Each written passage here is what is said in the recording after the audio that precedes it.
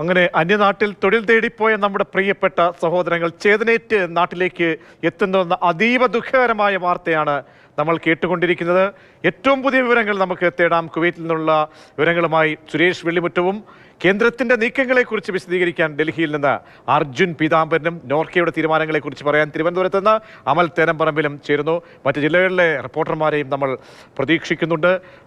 സുരേഷ് വെള്ളിമുറ്റത്തിലേക്ക്. സുരേഷ്, 2.5 മണിക്കൂർ പിന്നോട്ടാണ് അവിടെ, ഇനിയും സമയം ഉണ്ട്.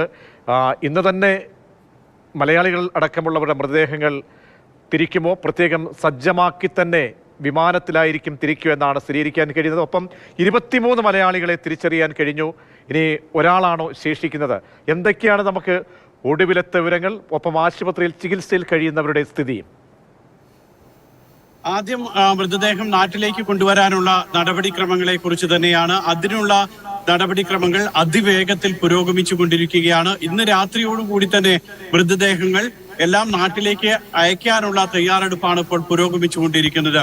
എംബാമിംഗ് നടപടികൾ ആരംഭിച്ചിട്ടുണ്ട്. ആശുപത്രികളിൽ നിന്ന് ഉണ്ടായിരുന്ന മൃതദേഹങ്ങളെല്ലാം തന്നെ എംബാമിംഗ് കേന്ദ്രത്തിൽ എത്തിച്ച് എംബാമിംഗ് നടപടികൾ പൂർത്തിയാക്കിയതിനു ശേഷം അൽസബ മോർച്ചറിയിലേക്കായിരിക്കും മൃതദേഹങ്ങൾ മാറ്റുക. എല്ലാ മൃതദേഹങ്ങളും അൽസബ മോർച്ചറിയിൽ എത്തിക്കും. അവിടെയാണ് പൊതുദർശനത്തിന് സൗകര്യമൊരുക്കാൻ ആലോചിക്കുന്നത്. അവിടെ പൊതുദർശനത്തിന് ശേഷം വിമാനത്താവളത്തിലേക്ക് മൃതദേഹം കൊണ്ടുപോകുക. പ്രത്യേക സൈനിക വിമാനത്തിൽ ഡൽഹിയിലേക്ക് വിമാനം കൊണ്ടുപോകുക. ഇതിനാണ് ഏറ്റവും കൂടുതൽ സാധ്യത. ഒരുപക്ഷെ അതിൽ ചെറിയ മാറ്റങ്ങൾ ഉണ്ടാകാൻ സാധ്യതയുമുണ്ട്. കാരണം വിമാനങ്ങൾ സജ്ജമാക്കി നിർത്താൻ കുവൈറ്റ് ഭരണാധികാരി നിർദ്ദേശിച്ചിട്ടുണ്ട്. ഒരുപക്ഷെ കുവൈറ്റ് അവർക്ക് ഏത് രാജ്യത്തേക്ക് അല്ലെങ്കിൽ മറ്റേതെങ്കിലും അപേക്ഷകളൊക്കെ വരികയാണെങ്കിൽ അത് പരിഗണിച്ച് അവർക്ക് അങ്ങനെ മൃതദേഹം എത്തിക്കാനുള്ള നടപടികളും ഒരുപക്ഷെ അവർ സ്വീകരിച്ചെന്ന് വരാം. ഏതായാലും ഇന്ന് രാത്രിയോടുകൂടി കുവൈറ്റിൽ നിന്നും മൃതദേഹങ്ങൾ മരിച്ചവരുടെ നാട്ടിൽ എത്തിക്കണം എന്നുള്ളതാണ് ഭരണാധികാരിയും ആഭ്യന്തര മന്ത്രാലയവും വിദേശകാര്യ മന്ത്രാലയവും ഒക്കെ ആഗ്രഹിക്കുന്നത്. അതിനനുസരിച്ചുള്ള നടപടിക്രമങ്ങളാണ് ഇപ്പോൾ പുരോഗമിക്കുന്നത്. അപ്പം സുരേഷ്, ആശുപത്രിയിൽ കഴിയുന്ന ആളുകളുടെ സ്ഥിതി കൂടി. ആശുപത്രിയിൽ കഴിയുന്ന ആളുകളിൽ 9 പേർ നമ്മൾ നേരത്തെ പറയുന്നത് പോലെ തന്നെ ഇപ്പോഴും അതീവ ഗുരുതരാവസ്ഥയിൽ കഴിയുകയാണ്. അതിൽ പൊള്ളലേറ്റിട്ടുള്ളവരാണ് കൂടുതൽ പേർ. അതോടൊപ്പം തന്നെ കെട്ടിടത്തിന്റെ 4ാം നിലയിൽ നിന്നടക്കം ചാടി പരിക്കേറ്റിട്ടുള്ള ആളുകളുണ്ട്. അവരും അതീവ ഗുരുതരാവസ്ഥയിൽ കഴിയുന്ന ഈ 9 പേരിലുണ്ട്. മാത്രമല്ല മറ്റ് 18 പേരാണ് പിന്നീട് വിവിധ ആശുപത്രികളിലായിട്ട് കഴിയുന്നത്. 5 ആശുപത്രികളിലായിട്ടാണ് അപകടത്തിൽ പരിക്കേറ്റവർ തുടരുന്നത്.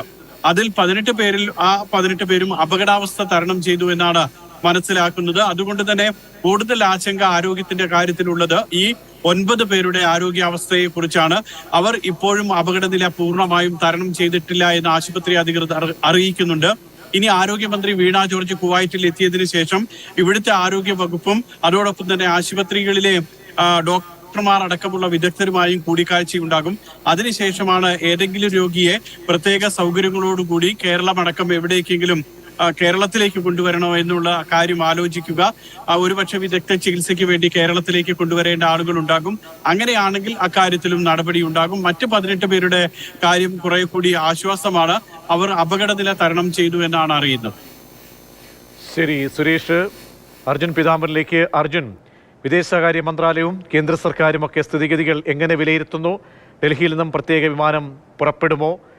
എല്ലാ മൃതദേഹങ്ങളും ഡൽഹിയിലേക്ക് എത്തിക്കാനാണോ സാധ്യത?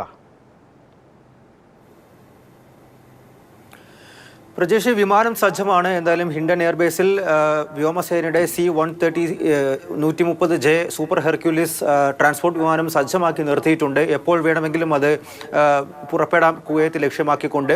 അതേസമയം തന്നെയാണ് കുവൈത്ത് ഭരണാധികാരി അവിടെ നിന്നും തന്നെ ഒരു ചാർട്ടേഡ് വിമാനത്തിൽ ഇന്ത്യയിലേക്ക് മൃതശരീരങ്ങൾ അയക്കാമെന്നുള്ള കാര്യം കൂടി സന്നദ്ധത അറിയിച്ചിട്ടുള്ളത്. എന്തായാലും ഈ മൃതശരീരങ്ങൾ ഡൽഹിയിലേക്ക് എത്തുമോ അതോ മുംബൈയിലേക്കായിരിക്കുമോ, ഇനി അതുമല്ല കേരളത്തിലേക്കായിരിക്കുമോ എന്നുള്ള ഒരു ആശയക്കുഴപ്പം ഇപ്പോഴും നിലനിൽക്കുന്നുണ്ട്. കാരണം ആർക്കും അതിനെ സംബന്ധിച്ചൊരു ഔദ്യോഗിക അറിയിപ്പ് എന്തായാലും ഇതുവരെയും ലഭിച്ചിട്ടില്ല. നമ്മൾ ഡൽഹിയിലെ നോർക്ക റൂട്ട്സ് അധികൃതരുമായിട്ട് അടക്കം നേരത്തെ ബന്ധപ്പെട്ടിരുന്നു. ഇതിൽ കൃത്യമായിട്ടുള്ള അറിയിപ്പ് എന്തായാലും നിലവിൽ വന്നിട്ടില്ല. മൃതശരീരങ്ങൾ എങ്ങോട്ടായിരിക്കും എത്തിക്കുക എന്നുള്ളത്.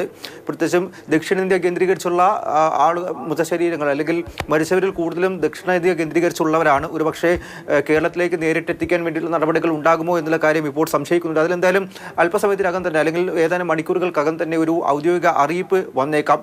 അതേസമയം തന്നെ കുവൈത്തിൽ ഈ നടപടിക്രമങ്ങൾ പൂർത്തിയാക്കുന്നതുമായി ബന്ധപ്പെട്ട് എല്ലാ കാര്യങ്ങളും എല്ലാ നീക്കങ്ങളും വളരെ വേഗത്തിലാണ് നീക്കിക്കൊണ്ടിരിക്കുന്നത് ചെയ്തുകൊണ്ടിരിക്കുന്നത്. അത് ഏകോപിപ്പിക്കാൻ വേണ്ടി എന്തായാലും നിലവിൽ വിദേശകാര്യ സഹമന്ത്രി കീർത്തിവർദ്ധൻ സിംഗ് അവിടെയുണ്ട്. വൈകിട്ടോട് അല്ലെങ്കിൽ ഇന്ന് രാത്രിയോട് കൂടി ഒരു പക്ഷേ ആരോഗ്യമന്ത്രി വീണ ജോർജും അങ്ങോട്ട് എത്തും എന്നുള്ള കാര്യം പ്രതീക്ഷിക്കുന്നു. പിന്നീട് ഈ ഇന്ത്യക്കാരെ ഏകദേശം 46 ഇന്ത്യക്കാരെയും ഇന്ത്യയിലേക്ക് തിരിച്ച് ജന്മനാടുകളിലേക്ക് തിരിച്ച് മടക്കി എത്തുന്നതുമായി ബന്ധപ്പെട്ടിട്ടുള്ള നടപടിയിലേക്ക് നീങ്ങാൻ സാധിക്കും. എന്തായാലും അവിടെ നിന്ന് ലഭിക്കുന്ന വിവരങ്ങൾ അനുസരിച്ച് എംബാം അടക്കമുള്ള കാര്യങ്ങളിലേക്ക് കടന്നിരിക്കുന്നു. ഇനി ഏതാനും കുറച്ച് നടപടിക്രമങ്ങൾ കൂടി മാത്രമാണ് ബാക്കിയത്. പക്ഷേ അപ്പോഴും കുറച്ച് ആളുകളെ ഇനിയും തിരിച്ചറിയാൻ അല്ലെങ്കിൽ DNA പരിശോധന അതിൻ്റെ ഫലം ലഭിക്കാനുണ്ടോ എന്നുള്ളൊരു സംശയം കൂടി നിൽക്കുന്നുണ്ട്. അത്തരത്തിലുള്ള ചില റിപ്പോർട്ടുകൾ വിദേശകാര്യ മന്ത്രാലയത്തിൽ നിന്നും ലഭിച്ചിരുന്നു. അതിൻ്റെ കൂടി കാര്യങ്ങൾ പരിശോധിച്ച് അതിൻ്റെ നടപടിക്രമങ്ങൾ പൂർത്തിയാക്കിയതിനു ശേഷമായിരിക്കും മൃതശരീരങ്ങൾ എന്തായാലും അവിടെ നിന്നും പുറപ്പെടുക. ഏത് എയർപോർട്ട് എന്നുള്ള കാര്യത്തിൽ എന്തായാലും ഇനി ഒരു ഏതാനും മണിക്കൂറുകൾക്കകം തന്നെ നമുക്കൊരു സ്ഥിരീകരണം ലഭിക്കുമെന്ന് പ്രതീക്ഷിക്കുന്നു.